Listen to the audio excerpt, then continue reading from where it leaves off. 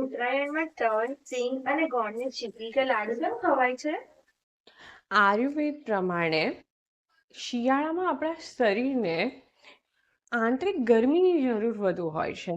આ શીંગ અને તલમાં એક કુદરતી પ્રોટીન અને તેલ રહેલા હોય છે, જે શરીરને આંતરિક ગરમી પૂરી પાડે છે. અને જે ગોળ ખાવા પાછળનો હેતુ એવું છે કે ગોળ એ લોહ તત્વથી ભરપૂર હોય છે અને જે આપણા ફેફસાને સારા રાખે છે.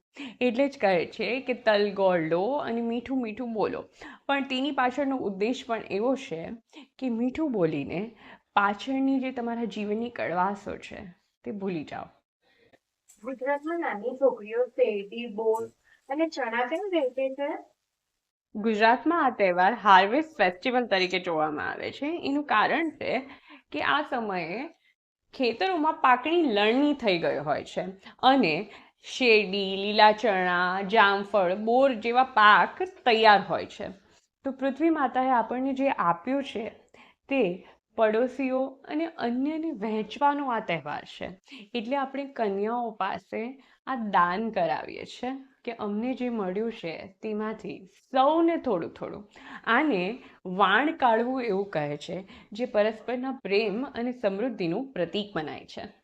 ઉત્તરાયણ એ ખગોળશાસ્ત્ર, આપણી સંસ્કૃતિ, વિજ્ઞાન અને આયુર્વેદનો અદ્ભુત સંગમ છે.